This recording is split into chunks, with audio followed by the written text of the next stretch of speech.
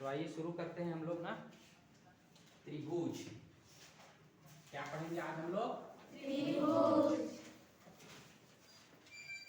ठीक है। त्रिभुज को अंग्रेजी में कहते हैं ट्रायंगल। क्या कहते हैं? ट्रायंगल। ठीक है। ये ट्राई जो होता है ना, ये ट्राई से पता चलता है कि इसमें ट्राई का मतलब क्या होता है? तीन। ट्राई का मतलब क्या होता है? तीन। और एंगल का मतलब क्या होता है? कोण। एंगल का मतलब क्या होता है? कोण। ठीक है। अंग्रेजी में अगर हम आप इसको बोलते हैं ट्राइएंगल, है ना, तो ट्राई का मतलब क्या होता है? तीन। और एंगल का मतलब क्या होता है? कोण। ठीक है। और हिंदी में जब इसको बोलते हैं हम लोग त्रिभुज, है ना, तो त्रि का मतलब क्या होता है? तीन। त्रि का मतलब क्या होता है? तीन। और भुज का मतलब क्या होता है? भुजा। ठीक है। भुजा को और क्या कहते हैं हम लोग? भुजा को हम लोग कहते हैं बाहु। भुजा को क्या कहते हैं? बाहु। ठीक है। तो अब हम लोग देखेंगे कि भाई त्रिभुज होता कैसा है। तो आप लोग संरेख बिंदुओं के बारे में पढ़े हैं ना हम लोग, है ना। बिंदु कितने प्रकार के होते हैं? दो प्रकार के होते हैं। एक ही रेखा पर जब बहुत सारे बिंदु होते हैं तो हम उसे क्या कहते हैं? संरेख बिंदु। कैसा बिंदु? संरेख बिंदु, है ना। और जब हम क्या करते हैं कि तीन बिंदु बनाते हैं, है ना, इस प्रकार से जो एक ही रेखा पर न हो, है ना, तो इन तीनों बिंदुओं को मिलाने से जो आकृति हमें प्राप्त होती है ना, इन बिंदुओं को हम क्या कहते हैं? असंरेख बिंदु। कैसा बिंदु? असंरेख बिंदु। तो एक प्रकार की आकृति हमें प्राप्त होती है ना। इसमें आप देख रहे हो कि कितनी भुजाएं हैं? तीन। कितने रेखाखंड हैं? तीन। तीन रेखाखंड है इसमें। ठीक है। और क्या है इसमें? तीन बिंदु भी है। तीन क्या है? बिंदु भी है ना। और यहाँ पर आपको क्या बन रहा है? तीन कोण भी बन रहा है। तीन कोण। तो तीन असंरेख बिंदुओं को मिलाने से, कैसे बिंदुओं को? असंरेख बिंदुओं को मिलाने से जो आकृति हमें प्राप्त होती है, इसे हम क्या कहते हैं? त्रिभुज कहते हैं। ठीक है। और त्रिभुज को अंग्रेजी में क्या कहते हैं वो हम लोगों ने देख लिया, ट्रायंगल। क्या कहते हैं? ट्रायंगल, है ना। तो इस प्रकार से त्रिभुज का परिभाषा अगर हम देखें कि त्रिभुज किसे कहते हैं, त्रिभुज किसे कहते हैं, अगर कोई पूछे तो क्या कहेंगे हम? त्रिभुज किसे कहते हैं। तो त्रिभुज किसे कहते हैं? तो तीन रेखाओं से घिरी, है ना, तीनों ओर से क्या हुआ है? घिरा हुआ है। तीन रेखाओं से घिरी बंद आकृति। कैसी आकृति? बंद आकृति त्रिभुज कहलाती है। क्या कहलाती है? त्रिभुज कहलाती है। ठीक है। और त्रिभुज बनता कैसे है? तो तीन असंरेख बिंदुओं के मिलाने से जो आकृति, जो बंद आकृति, कैसी आकृति? बंद आकृति मिलती है, उसे हम क्या कहते हैं? त्रिभुज कहते हैं। ठीक है। आगे हम देखेंगे त्रिभुज के अंग।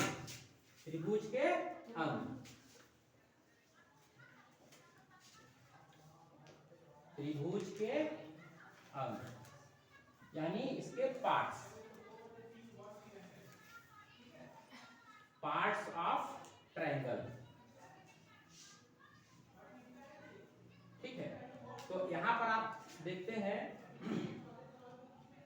कि त्रिभुज जो होता है उसके नाम से ही त्रिभुज है, तो इस प्रकार से इसके तीन भाग होते हैं। कितने भाग होते हैं?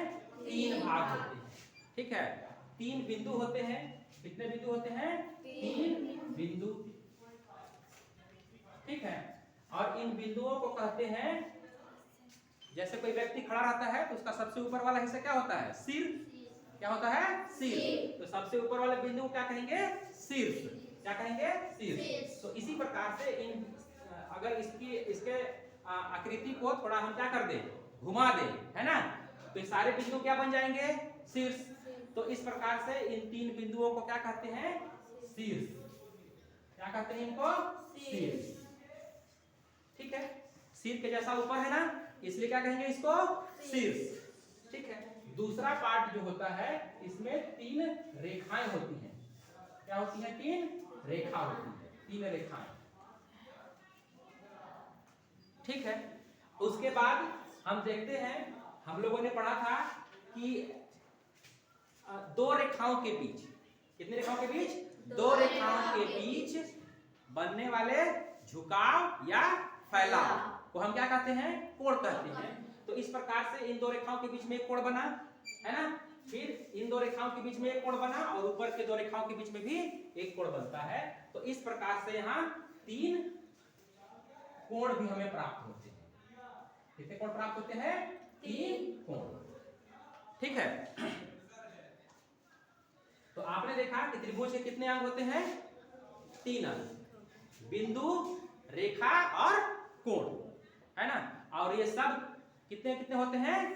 तीन तीन ही होते हैं। तो आपको कुछ भी रटने की जरूरत नहीं है, नाम से ही पता चल रहा है त्रिभुज मतलब उसमें कितनी भुजाएं हैं? तीन भुजाएं हैं। भुजा को क्या कहते हैं हम लोग? बाहु कहते हैं। ठीक है।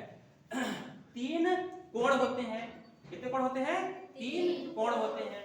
ठीक है। और तीन बिंदु भी होते हैं। तीन बिंदु मतलब बिंदु को और क्या कहते हैं? शीर्ष।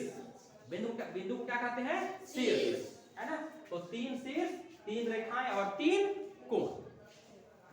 ठीक है। आगे इसमें किस प्रकार के प्रश्न पूछे जा सकते हैं? तो आपसे पूछा जाएगा कि बताइए, इस प्रकार की कोई आकृति बना दी जाएगी, है ना, और पूछा जाएगा बताइए ये त्रिभुज है क्या? ठीक है, ठीक है ना। तो हाँ नहीं में आपको उत्तर देना है ना।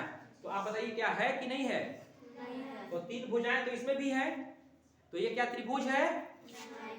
तो ये त्रिभुज, तीन भुजा तो है लेकिन यह त्रिभुज नहीं है। त्रिभुज होने के लिए शर्त क्या है कि तीनों भुजाओं से कैसा आकृति बनना चाहिए? बंद आकृति बनना चाहिए। कैसी आकृति बननी चाहिए? बंद, है ना। तीनों ओर से क्या होनी चाहिए? घिरी होनी चाहिए, बंद होनी चाहिए। तो ये कैसी आकृति है? खुली आकृति है। तो ये त्रिभुज नहीं है ना।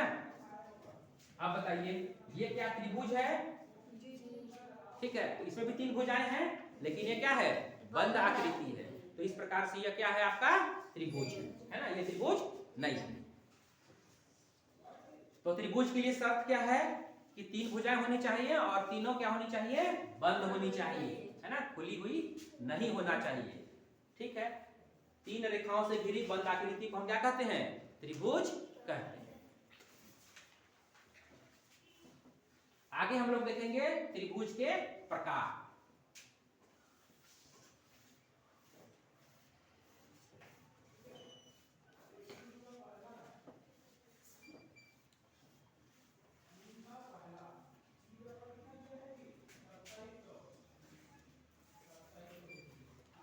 त्रिभुज के प्रकार, टाइप्स ऑफ ट्रायंगल,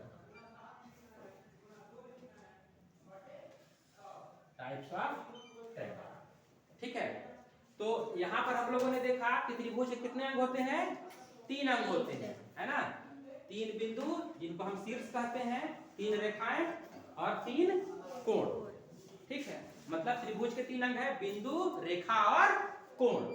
त्रिभुज में क्या क्या बनते हैं? रेखा, बिंदु और कोण, है ना। तो यहां पर हम देखेंगे रेखाओं के आधार पर। ठीक है। किसके आधार पर? रेखाओं के आधार पर। सबसे पहला हम देखेंगे क्या? रेखाओं के आधार पर त्रिभुज। रेखाओं के आधार पर त्रिभुज, ठीक है ना। तो रेखाओं के आधार पर बताइए कितने त्रिभुज बनते हैं? कितने प्रकार के त्रिभुज होंगे? तो यहाँ भी आपको रटने की कोई जरूरत नहीं है, क्योंकि तीन प्रकार के तीन रेखाएं होती है ना, त्रिभुज में कितनी रेखाएं होती है? तीन। तो इस प्रकार से रेखाओं के आधार पर जो त्रिभुज बनेंगे वो तीन प्रकार के त्रिभुज बनेंगे। ठीक है, पहला त्रिभुज जिसमें तीनों रेखाएं बराबर हो। तीनों रेखाएं कैसी हैं? बराबर। यहाँ पर तीनों भुजाएं कैसी हैं? बराबर। ठीक है ना। रेखा को और क्या कहते हैं हम लोग? भुजा भी कहते हैं, और भुजा को और क्या कहते हैं? बाहु भी कहते हैं। जैसे एक व्यक्ति का 2-3 नाम होता है ना, वैसे ही रेखा का और नाम है। रेखा को और क्या कहते हैं? बाहु, है ना। ठीक है, अब ये तीनों कैसी हैं? सम है। कैसी हैं? सम, समान है। कैसी हैं? समान रेखाएं हैं। कैसी रेखाएं हैं? समान रेखाएं हैं। तो समान से क्या बनता है? सम। और रेखा को क्या कहते हैं हम लोग? बाहु। रेखा को क्या कहते हैं हम लोग? बाहु। तो इस प्रकार से इस त्रिभुज का क्या नाम हुआ? सम बाहु। क्या नाम हुआ इसका? सम बाहु। ठीक है, अब यहाँ पर क्या होता है कि यहाँ पर तीन कोण भी बनते हैं ना। त्रिभुज के अंदर क्या होते हैं? तीन कोण भी तो बनते हैं। तो जब तीनों भुजाएं बराबर होती है ना, तो तीनों कोण भी बराबर होते हैं। तीनों कोण भी क्या होते हैं इसके? तीनों कोण बराबर होते हैं। तीनों कोण कैसे होते हैं? बराबर होते हैं। यहाँ ध्यान रखिएगा, जितनी भुजाएं बराबर होंगी उतने कोण भी क्या होंगे? बराबर होंगे। अब दूसरा लेते हैं हम लोग। ये दो भुजाएं बराबर हैं, है ना, और तीसरा अलग माप का है। ठीक है, इसको ऐसे मान सकते हो कि ये 5 सेंटीमीटर, ये भी 5 सेंटीमीटर और ये भी 5 सेंटीमीटर। तीनों की लंबाई क्या है? बराबर। बराबर मतलब समान, और समान से क्या निकलेगा? समान मतलब सम। और रेखाओं क्या कहते हैं? बाहु। इस प्रकार से क्या बना? समबाहु। यहाँ पर क्या है? दो रेखाएं समान है। कैसी रेखाएं समान है? दो रेखाएं समान। ठीक है, तो समान से क्या मिलेगा? मिलेगा सम, है ना। और दो को संस्कृत में क्या कहते हैं? दो को और क्या कहते हैं? द्वि। क्या कहते हैं? द्वि। और रेखाओं को क्या कहते हैं? बाहु। तो इस प्रकार से इसका क्या नाम होगा? समद्विबाहु। क्या नाम होगा इसका? समद्विबाहु। यहाँ पर गौर करने वाली बात है कि इसकी दो रेखाएं बराबर हैं। ये मान लीजिए 5 सेंटीमीटर और ये 5 सेंटीमीटर, और तीसरी वाली कितनी है? 6 सेंटीमीटर। ठीक है, तो दो रेखाएं बराबर हैं यानी समान है। तो सम, समान से सम, दो है तो द्वि, और रेखाओं को क्या कहते हैं? और बाहु। तो इसका नाम क्या हो गया? समद्विबाहु। अब चूंकि इसकी दो भुजाएं बराबर है ना। ठीक है, दो भुजाएं बराबर है तो दो कोण भी बराबर होंगे। दो कोण भी क्या होंगे? बराबर। इसमें दो कोण बराबर होंगे। दो कोण क्या होंगे? बराबर। बराबर को और क्या बोलते हैं हम लोग? सम। ठीक है ना। अब सवाल ये आता है कि कौन से दो कोण बराबर होंगे, है ना। तो चूंकि ये दो रेखाएं बराबर है ना, ठीक है, तो इन्हीं दोनों भुजाओं से बनने वाले जो कोण होंगे ना, वो क्या होंगे? बराबर होंगे। तो ये वाला कोण तो लेंगे तो एक कोण हुआ ना, ये वाला कोण तो एक ही कोण हुआ, तो ये कोण नहीं होगा बराबर। इसके बराबर भी किसको करेंगे? नहीं कर सकते ना। तो क्या करेंगे? इस रेखा से भी एक यहाँ कोण बन रहा है, और इस रेखा से यहाँ एक कोण बन रहा है। मतलब ये दोनों कोण क्या होंगे? बराबर होंगे। बात समझ में आया? ठीक है, तो इन दोनों के आधार के कोण दोनों एक साथ हैं। ठीक है, तो ये दोनों संलग्न कोण क्या होंगे? बराबर होंगे। ठीक है, दो रेखाएं बराबर तो दो कोण भी बराबर। ठीक है, अब आगे देखते हैं तीसरे प्रकार का त्रिभुज, जिसमें ये मान लीजिए है 7 सेंटीमीटर, ये है 6 और ये है 5 सेंटीमीटर। ठीक है, तीनों भुजाओं की लंबाई कैसी है? अलग अलग है। तीनों की लंबाई कैसी है? अलग अलग है, भिन्न भिन्न है ना। ठीक है, कोई किसी के समान नहीं है। तो जब समान नहीं होता है तो उसका उल्टा क्या होता है? सम का उल्टा क्या होता है? विषम। सम का उल्टा क्या होता है? विषम। इसकी सभी भुजाएं कैसी हैं? विषम है। कैसी भुजाएं हैं? विषम भुजाएं हैं। या विषम रेखाएं हैं। विषम, इसकी रेखाएं कैसी है? विषम है ना। और रेखा को क्या कहते हैं हम लोग? बाहु भी कहते हैं। तो इस प्रकार से इसका क्या नाम होगा? विषम बाहु। सम का उल्टा क्या होता है? विषम। सम मतलब जिसको समान बराबर रूप से हम इसको बांट सकते हैं ना, जो एक जैसे होते हैं। और विषम जो एक जैसे बिल्कुल भी नहीं होते, डिफरेंट होते हैं, है ना। तो सम का उल्टा विषम। तो इस प्रकार से इसका नाम क्या होगा? विषम बाहु।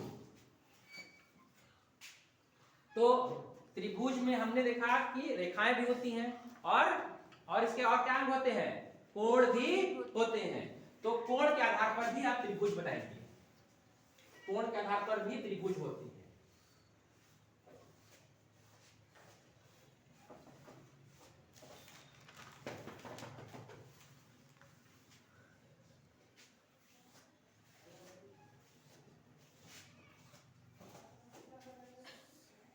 अब अगला आधार हम लोग लेंगे क्या?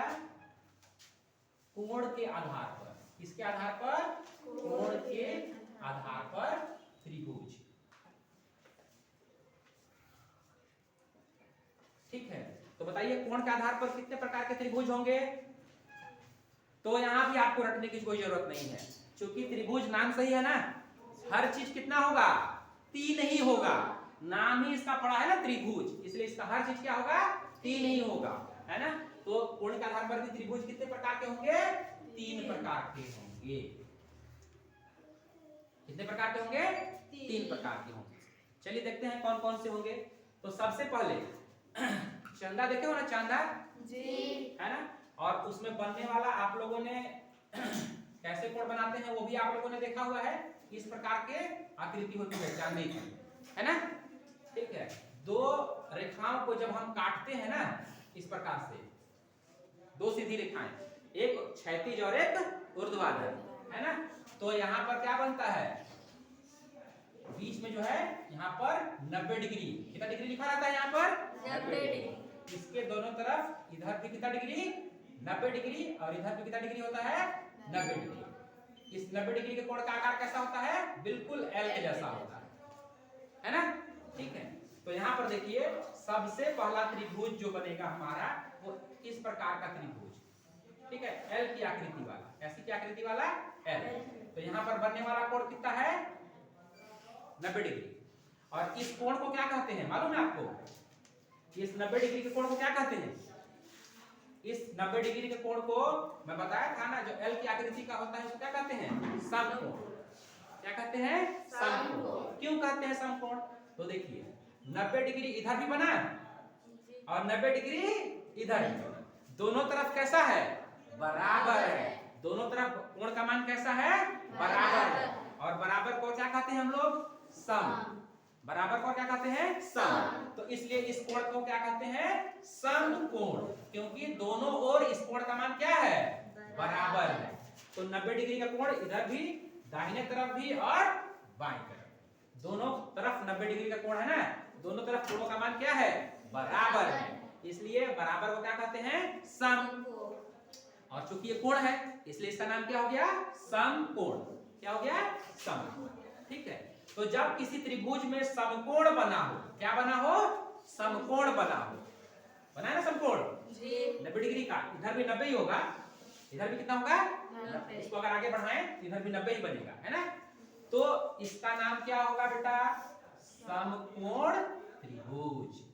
क्या होगा इसका नाम? समकोण त्रिभुज। ठीक है, त्रिभुज के लिए आप ऐसा संकेत बना सकते हैं छोटा सा, बार बार त्रिभुज आपको लिखने की जरूरत नहीं पड़ेगा। समकोण त्रिभुज ऐसा छोटा आकृति 3 भुजाओं वाला अगर आपने बना दिया तो इसका मतलब क्या हो गया? त्रिभुज। ठीक है, अब दूसरा देखते हैं हम लोग। दूसरा हमने पढ़ा था ना कि जब कोण को क्या करते हैं? झुकाते हैं। इस एल वाली जो रेखा है ना, क्षैतिज ऊर्ध्वाधर रेखा, इसको क्या करते हैं? झुकाते हैं। आधार की तरफ, इस नींव की तरफ झुकाते हैं। तो कैसा कोण बनता है? न्यून कोण। तो अगर हम यहाँ पर बना दे एक न्यून कोण 60 डिग्री का, 90 से कम, झुकेगा तो दबेगा तो झुकेगा तो क्या होगा? छोटा कोण बनेगा ना। और छोटा को क्या कहते हैं हम लोग? न्यून कोण। क्या कहते हैं इसको? न्यून कोण। अब इसको हम यहां से जोड़ देते हैं तो ये बन गया क्या? त्रिभुज। क्या बना? त्रिभुज। यहां पर आप देखोगे तो यहां पर बनने वाला कोण भी न्यून कोण है और यहां पर बनने वाला भी कोण क्या है? न्यून कोण है। ठीक है, तो इस त्रिभुज को कहते हैं बेटा जिसके सभी कोण क्या हो? न्यून कोण हो, है ना, 90 डिग्री से कम। तो इसको बोलते हैं क्या? न्यून कोण त्रिभुज। क्या कहेंगे इसको? न्यून कोण त्रिभुज। अब तीसरा देखेंगे, जब हम क्या करते हैं दो रेखाओं को क्या करते हैं? फैलाते हैं। क्या करते हैं? फैलाते हैं, है ना। इस रेखा को 90 डिग्री वाले कोण रेखा को मध्य रेखा को हम क्या कर रहे हैं? फैलाएंगे। तो कैसा कोण बनेगा? बड़ा कोण। कैसा कोण बनेगा? बड़ा कोण, है ना। और इस बड़ा कोण को क्या कहते हैं हम लोग? अधिक कोण। 90 डिग्री से ज्यादा का होता है। ठीक है, मान लीजिए इसका कोण का मान कितना है? 120 है और इसको हम यहां से क्या करते हैं? ऐसे बंद कर देते हैं तो क्या बन गया? एक त्रिभुज बन गया ना त्रिभुज। अब चूंकि इस पे एक अधिक कोण है इसलिए इसका नाम क्या होगा? अधिक कोण त्रिभुज। क्या नाम होगा इसका? अधिक कोण त्रिभुज। अब आप लोगों से कोई पूछेगा बताओ समकोण त्रिभुज किसे कहते हैं, तो क्या बताओगे? एक कोण 90 डिग्री का होता है। कितना डिग्री का होता है? 90 डिग्री का होता है ना। और न्यून कोण त्रिभुज किसको कहते हैं? जिसके सभी कोण, है ना, जिसके सभी कोण क्या हो? 90 डिग्री से कम थे। न्यून मतलब 90 से कम। और अधिक कोण त्रिभुज किसको कहते हैं? तो जिसका एक कोण, कितना कोण? एक कोण, अधिक कोण हो। कैसा हो? अधिक कोण। अधिक कोण मतलब अधिक कोण या 90 डिग्री से अधिक, 90 डिग्री से अधिक। तो इस प्रकार से आपको कोई भी चीज रटने की जरूरत नहीं है, अच्छे से समझ लीजिए आप, तो आपको कहीं कोई परेशानी नहीं होगा। ठीक है, तो त्रिभुज कितने प्रकार के हो गए? 3 रेखाओं के आधार पर, या जिसको हम कह सकते हैं भुजाओं के आधार पर, है ना। ठीक है, और 3 कोण के आधार पर। तो इस प्रकार से कोण त्रिभुज कितने होगा बताइए? त्रिभुजों के कुल प्रकार कितने हो गए?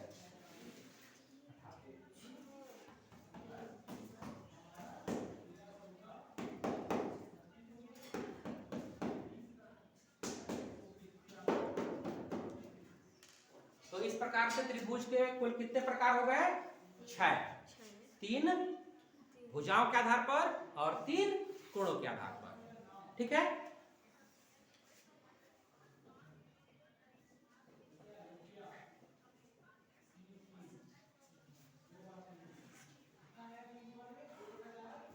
चलिए अब हम लोग देखते हैं कि त्रिभुज में और कुछ विशेष चीजें भी होती है क्या। चलिए ये वाला वीडियो थोड़ा लंबा हो जा रहा है ना, इसको यहीं तक करते हैं, अगला वीडियो अगला दिन, है ना, नेक्स्ट